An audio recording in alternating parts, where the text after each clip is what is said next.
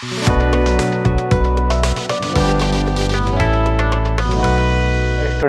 डीएनजे academy में आपका स्वागत है। आज हम देखेंगे रस, है ना। तो जैसे आपने सुना कि रस, अब क्या होता है, अब बहुत से लोगों को पता है कि रस क्या होता है ना। या फिर हम ये भी सोच सकते हैं कि रस जो होते हैं जूस एक प्रकार से, है ना। तो वो नहीं है, पर लेकिन अगर आप सोचते हो कि अगर जूस, आम का जूस या कोई और जूस हो तो एकदम खुशी आ जाती है ना। तो वैसे ये जो रस है इसका भी तात्पर्य क्या है, आनंद है ना। ठीक है, इसका भी तात्पर्य क्या है, आनंद है। तो रस का तात्पर्य क्या होता है, आनंद से होता है। ठीक है, अब देखेंगे इसकी परिभाषा। तो रस की परिभाषा क्या है, किसी काव्य या साहित्य को पढ़ने, सुनने या देखने से जिस आनंद की अनुभूति होती है उसे रस कहते हैं। ठीक है, इसमें भी क्या बोला है, आनंद की अनुभूति, है ना। किसी काव्य या फिर साहित्य है उसको पढ़ने, सुनने या देखने से, जैसे कि अगर आप कोई कविता पढ़ रहे हो, अगर वो अच्छी है तो एकदम मतलब आनंद आएगा, है ना। ठीक है, या फिर सुन रहे हो या फिर देखना, मतलब किसी नाटक को देखना, है ना, या फिर कोई मूवी वगैरह देखना, तो उससे जो आनंद की अनुभूति होती है उससे क्या कहते हैं, रस कहते हैं। ठीक है, अब देखेंगे जो रस है, सबसे पहले रस के बारे में किसने बताया था, तो जो भरत मुनि है ना।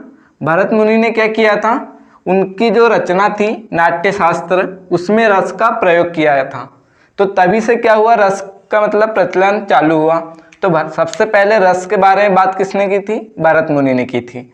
ठीक है, जो भरत मुनि ने जब रस के बारे में बातें की थी या फिर उनके नाट्य शास्त्र में प्रयोग किया था, तब सिर पर कितने रस थे, भरत मुनि के अनुसार कितने रस थे, 8 रस। कितने, 8 रस। ठीक है, अभी जो है कितने हो गए, 11 हो चुके हैं। लेकिन हम जो रस के प्रकार पढ़ेंगे उसमें पढ़ेंगे किस प्रकार, पहले 8 थे, फिर 9 हुए, फिर 10 हुए, फिर 11 हुए। ठीक है, तो अभी तो आपको याद रखना है कि भरत मुनि के अनुसार कितने रस थे, 8 रस थे। ठीक है, अब देखेंगे रस के अंग। रस के अंग अलग है और रस के प्रकार अलग है ना। अगर आपसे पूछा जाए कि रस के अंग कितने होते हैं तो 4 होते हैं, और प्रकार कितने होते हैं तो 10 होते हैं ना। ठीक है, अब आपको ये इसलिए देखना है कि 10 क्यों होते हैं, क्योंकि आपकी जो 10th की बुक है उसमें 10 दिए है ना, तो हमको उसी प्रकार से पढ़ना होगा।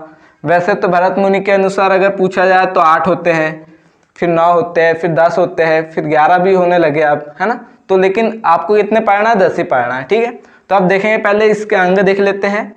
तो पहला क्या है, स्थायी भाव। अब इसमें लिखा हुआ है नाम में, देखो स्थायी भाव, मतलब जो भाव स्थायी रूप से रहते हैं, है ना। जैसे स्थायी भाव क्या होते हैं, जो मानव हृदय में बचपन से ही होते हैं ना, और जो अनंत काल तक होते हैं। लेकिन वो उत्पन्न कब होते हैं, जब उनको अवसर मिलता है कोई। अगर मान लो आप कोई कॉमेडी देख रहे हो तो आपको हंसी आएंगी, तो हंसी तो आपके पास मतलब पहले से ही है उत्पन्न, है ना। लेकिन क्या हुआ, आप कॉमेडी देख रहे तभी हंसी आ रही है, तो वो क्या हुआ, आपका स्थायी भाव हुआ। ठीक है, स्थायी भाव कितने होते हैं, 10।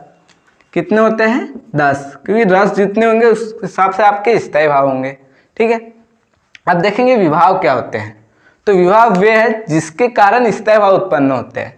जैसे आपने कोई कॉमेडी देखी तो आपको जो हंसी आई, है ना, तो हंसी किस कारण आई, कॉमेडी के वजह से, तो वहाँ विभाव क्या होगा, आपका कॉमेडी होगा। ठीक है, अब विभाव के आपको याद रखना है कि 2 प्रकार होते हैं, आलंबन और उद्दीपन। ठीक, ये आपको याद रखना है। अब देखेंगे अनुभाव, नाम में ही लिखा हुआ है अनुभव, मतलब अनुभव करना, है ना। मानो अगर से आपने कॉमेडी देखी है तो आपको हंसी आ रही है, आप जो अनुभव कर रहे हो, मतलब बहुत ज़्यादा अच्छी कॉमेडी है तो आप मतलब उछल उछल के नाच रहे हो, जो अनुभव कर रहे हो वो क्या होगा, आपका अनुभव हो जाएगा। अब देखेंगे चौथा अंग क्या है रस का, संचारी भाव या व्यभिचारी भाव। इसके 2 नाम है, संचारी भाव भी कहते हैं और इसे व्यभिचारी भाव भी कहते हैं। तो संचारी भाव क्या है, संचार से आपको समझ आता है कि जो मतलब आना जाना जिसका लगा रहता है ना। ठीक है, ऐसे भाव जो कुछ समय के लिए आते हैं फिर चले जाते हैं, वे क्या होते हैं, संचारी भाव। जैसे आपने जो कॉमेडी देखी उसमें हंसी आई, तब ये तो नहीं है कि वो हंसी मतलब पूरे टाइम चालू ही रहेंगी, कुछ समय हंसी और फिर वो हंसी क्या होंगी, समाप्त हो जाएंगी, तो वो क्या होगा, संचारी भाव होगा।